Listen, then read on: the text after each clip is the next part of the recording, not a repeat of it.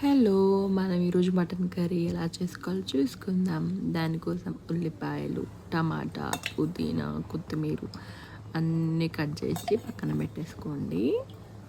తర్వాత స్టవ్ మీద ఒక మంచి ప్రెషర్ కుక్కర్ పెట్టుకొని అందులో ఆయిల్ వేసుకోండి. ఆయిల్ వేడైన తర్వాత ఆవాలు, తర్వాత ఉల్లిపాయ ముక్కలు వేసేసుకొని మంచిగా ఫ్రై చేసుకోవాలి.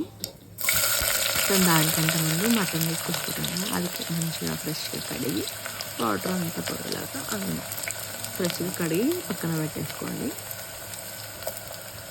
ఉల్లిపాయలని ఈవెన్గా ఫ్రై అయ్యేలాగా మంచిగా కలుపుకోవాలి.